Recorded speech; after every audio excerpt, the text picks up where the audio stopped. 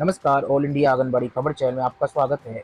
उत्तर प्रदेश आंगनबाड़ी भर्ती से जुड़ी हुई बड़ी खबर आ रही है। आपको बता दें, आंगनबाड़ी भर्ती जो है मार्च तक फाइनल कर दी जाएगी। बनारस से खबर है, यहाँ पर आंगनबाड़ी कर्मियों की नवनियुक्ति की प्रक्रिया अंतिम चरण में पहुंच गई है। 199 रिक्त पदों पर नियुक्ति के लिए 10,000 से अधिक आवेदन आए थे, जिनका सत्यापन हो चुका है और आय जाति निवास प्रमाण पत्रों का फिजिकल वेरिफिकेशन कराया जाना है। आपको बता दें, ब्लॉक हरदुआ व शहरी क्षेत्र को छोड़कर अन्य ब्लॉकों के आवेदन की जांच पूरी हो चुकी है। होली के पहले परिणाम घोषित कर दिया जाएगा। तो कहीं ना कहीं बड़ी खुशखबरी, जैसा कि हमने पहले कहा था कि मार्च तक आप लोगों के ज़्यादातर जनपदों में परिणाम आ जाएंगे। क्योंकि आपको बता दें, बहुत तेज़ी से काम चल रहा है। परिणाम पहले फरवरी में घोषित करने की बात थी, लेकिन कुंभ और शिवरात्रि की वजह से देरी हो गई। और इस मामले पर डीपीओ डीके सिंह ने कहा है कि आंगनबाड़ी कार्यकर्ताओं के आवेदनों की जांच पड़ताल अब अंतिम दौर में पहुंच चुकी है। होली तक फाइनल रिजल्ट घोषित होने की पूरी पूरी उम्मीद है। आंगनबाड़ी कार्यकर्ताओं की नियुक्ति के बाद सरकार की योजनाओं को रफ्तार मिलेगी। योजनाओं को जमीनी स्तर पर उतारने में आसानी होगी, क्योंकि ये बड़े पैमाने पर भर्ती है और कार्यकर्ताओं की भर्ती ना होने की वजह से व्यवस्थाएं धराशायी हो गई थी। अब एक अच्छी खबर है, मार्च तक ज़्यादातर जनपदों का परिणाम आ जाएगा। आप लोग सवाल पूछ रहे थे कि कब तक परिणाम आएगा, तो उसका ये जवाब है। बाकी मैं आपको बता दूं कि अलग अलग समय पर परिणाम अलग अलग देखने को मिलेगा। जनपद स्तर पर जिस तरीके से काम होगा, जिस स्पीड से काम होगा, उसी हिसाब से रिजल्ट भी देखने को मिलेगा। आरक्षित सीटों के मुताबिक आवेदन करने वाली आंगनबाड़ी कार्यकर्ताओं का चयन मेरिट लिस्ट के आधार पर होगा। न्यूनतम योग्यता इंटरमीडिएट है। इसके बाद की कक्षाओं के अंकों को जोड़कर प्रतिशत निकाला जाएगा। बीपीएल धारक, विधवा व तलाकशुदा महिलाओं को प्राथमिकता देने की बात कही गई है। जहां जहां आवेदन लिए गए, ज्यादातर जनपदों में आवेदन ले ही लिए गए हैं। अमरोहा में भी ये प्रक्रिया शुरू कर दी गई है। बाल विकास विभाग के अंतर्गत जो वैकेंसियां थी, सत्यापन का काम यहाँ पर शुरू हो चुका है। इसी तरह बलरामपुर में भी आपको बता दें, सत्यापन का काम शुरू हो चुका है। अब बात कर लेते हैं, अफसरों को लगातार प्रतिनिधियों के फोन आ रहे हैं। बरेली से खबर, आंगनबाड़ी भर्ती के लिए अफसरों के पास सिफारिशों का ढेर लगा हुआ है। कोई ऐसा दिन नहीं गुजर रहा जब विधायकों और सांसदों की ओर से भर्ती के लिए 2-4 आवेदकों की सिफारिश न पहुंच रही हो। कुछ मामलों में पत्र तक लिखे जा रहे हैं। आपको बता दें, बरेली में 311 पदों पर कार्यकर्ताओं की भर्ती प्रक्रिया चल रही है। इन पदों के लिए 10,280 महिलाओं ने आवेदन किया है। फिलहाल आवेदनों का भौतिक सत्यापन कराया जा रहा है। जिले के 13 ब्लॉकों में यह प्रक्रिया पूरी हो चुकी है। बाकी 2 ब्लॉकों में भी जल्द सत्यापन कर लेने की बात कही जा रही है। भौतिक सत्यापन के लिए आवेदकों को विकास भवन में बुलाकर बाल विकास विस्तार विभाग के कार्यालय में बुलाया जा रहा है। लिहाजा इसी कार्यालय से सांसद विधायकों की सिफारिशों का ढेर लगा हुआ है और रोजाना जो है फोन करके सिफारिशें की जा रही हैं। समझा जा सकता है, अभी हाल ही में मंत्री ने जिस तरीके का लिखित तौर पर इस भर्ती को कैंसिल करने की मांग की थी, कहीं ना कहीं उनकी बात सत्य थी। अब समझा जा सकता है, कुछ विधायकों ने दर्जन दर्जन भर आवेदकों की सिफारिश कर दी। अफसर इसको लेकर काफी असमंजस में है, क्योंकि अगर सिफारिशों पर नियुक्तियां हुई तो ऐसे तमाम आवेदक पात्र होते हुए भी नौकरी से वंचित रह जाएंगे, जिनके पास कोई सिफारिश नहीं है।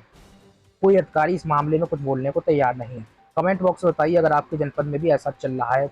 इसी के साथ ही उस जनपद का नाम लिखें, उस अधिकारी का भी नाम कमेंट बॉक्स में जरूर लिखें। बताया जा रहा है कि जिन आवेदकों के लिए सांसद विधायकों की ओर से सिफारिशें की जा रही हैं, उन मामलों को विभाग में सूचीबद्ध भी किया जा रहा है। कहा जा रहा है कि हो सकता है कि सिफारिश करने वाला सांसद या विधायक की ओर से पूछा जाए कि उन्होंने किस मामले में फोन किया था, उसमें क्या मदद की गई। अधिकारी भी इस मामले में फूट फूट कर कदम रख रहे हैं। तो इस तरीके से हालात है, और ऐसा नहीं कि बरेली में ही अकेले ऐसे हालात हैं। कई जनपदों में इस तरीके से काम हो रहे होंगे। कमेंट बॉक्स में आप उस जनपद का नाम लिखिए, इसी के साथ ही अधिकारी का भी नाम लिख सकते हैं। चैनल को सब्सक्राइब करिए, लाइक और शेयर करना मत भूलें। अब देखिए, शिक्षा विभाग से जुड़ी हुई एक बड़ी खबर आ रही। दिल्ली हाईकोर्ट का फैसला सभी स्कूलों पर लागू होगा। यानी कि सीटीईटी यानी सीटेट पास करने वाले ही पढ़ा पाएंगे। बिना कोई दक्षता परीक्षा दिए अरसे से निजी और सरकारी स्कूलों में देश भर के शिक्षकों के लिए अब जो है केंद्रीय शिक्षक पात्रता परीक्षा यानी सीटेट को पास करना जरूरी होगा। दिल्ली हाईकोर्ट ने अपने महत्वपूर्ण आदेश में कहा है, कोई भी शिक्षक इस पात्रता परीक्षा को पास किए बगैर अपनी सेवा आगे बरकरार नहीं रख पाएगा। 5 लाख शिक्षकों पर कोर्ट के आदेश का असर पड़ेगा। 14 मई को मामले की अगली सुनवाई कोर्ट करेगा। आपको बता दें, जनहित याचिका पर इस तरीके का आदेश दिया गया है। अब एक खबर आपको बता रहे हैं जो आपके विभाग से जुड़ी हुई नहीं है और दुखद खबर मानी जा रही है। दरअसल आपको बता दें, वैसे तो पुरुषों की आत्महत्या के मामले कम ही देखने को मिलते थे पहले, लेकिन कुछ 1-2 सालों में ज्यादातर पुरुष आत्महत्या कर रहे हैं। टीसीएस के मैनेजर ने पत्नी को दोषी ठहराया। टीसीएस कंपनी में मैनेजर मानव शर्मा ने मरने से पहले अपनी खुदकुशी के लिए पत्नी को दोषी ठहराया। मोबाइल में मिले एक वीडियो के आधार पर पिता ने खुदकुशी के 3 दिन बाद मुख्यमंत्री पोर्टल पर इसकी शिकायत की। आपको बता दें शुक्रवार को पुलिस ने पत्नी निकिता को आत्महत्या के लिए उकसाने का केस दर्ज कर लिया। हालांकि पत्नी ने कहा है कि वह शराब पीकर मारता पीटता, 3 बार पहले भी उसने खुदकुशी का प्रयास किया लेकिन मैंने उसे बचाया। नरेंद्र कुमार ने अपने बेटे मानव की शादी 2024 में निकिता से की थी। मानव मुंबई में थे तैनात। 23 फरवरी को पत्नी के साथ आगरा आए। आते ही पत्नी को उसके मायके बरहन छोड़ गए। वहां से लौटकर अपने घर आ गए। 24 फरवरी को सुबह मानव का मतलब इन्होंने पत्नी को दोषी ठहराया। पत्नी ने जो है मारने पीटने का आरोप लगाया। आत्महत्या जो है पुरुषों में लगातार बढ़ती चली जा रही है। कमेंट बॉक्स में आप बताइए क्या ये जायज़ है या फिर नहीं। इसी के साथ ही कोई प्रतिक्रिया लिखना चाह रहे हैं तो भी आप कमेंट बॉक्स में जरूर लिखें ऐसी खबरों को लेकर। वहीं आपको बता दें खबर अलीगढ़ में प्रशासन ने कहा है कि आंगनबाड़ी कर्मियों की भर्ती पारदर्शी तरीके से की जा रही है।